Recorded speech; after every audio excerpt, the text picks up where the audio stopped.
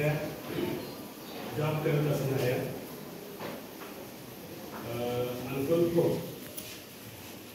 या गावामधून उपस्थित असलेल्या अनुजा पाटील त्यांचं मी प्रथमतः आपला 9वी वर्ग आपली संस्था श्री दत्त एज्युकेशन सोसायटी अंतर्गत संचलित हिंदकेसरी गणपती आंबेडकर हायस्कूलच्या वतीनं तुम्हा सर्व वर्गाच्या वतीनं विद्यार्थ्यांच्या वतीनं स्टाफच्या वतीनं संस्था विद्यालयाच्या वतीनं त्यांचं मी सहर्ष स्वागत करतो.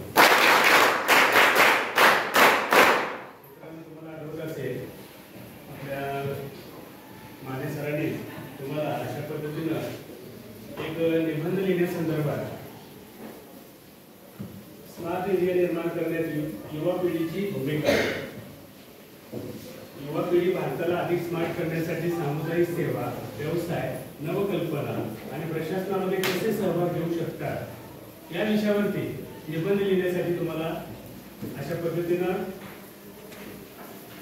निबंध लिहिण्यासाठी दिलेले होते. ते निबंध तुम्ही सबमिट केलेले आहे, त्यातून आता नंबर काढले जाणार आहेत आणि त्याचं बक्षीस सुद्धा तुम्हाला दिलं जाणार आहे.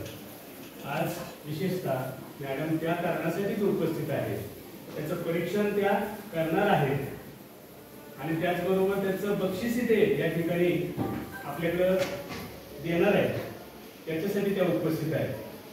तेव्हा आता सध्या मी त्यांचं पुन्हा एकदा आपल्या वर्गाच्या वतीनं सहर्ष स्वागत करतो आणि त्या जे बक्षीस देत आहेत त्या संदर्भात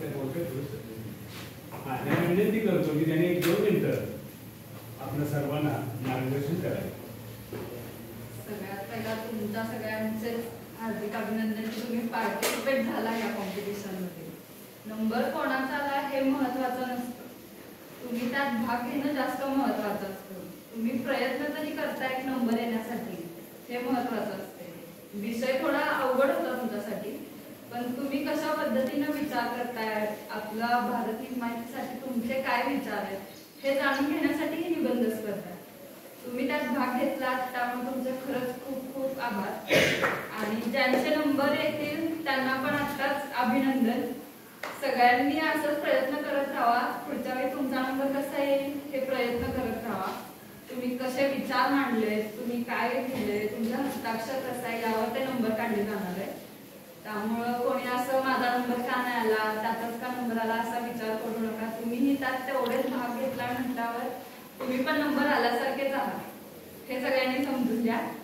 पुढच्या वेळी जास्त जणांनी पार्टिसिपेट करा एवढंच सांगेन. थँक्यू.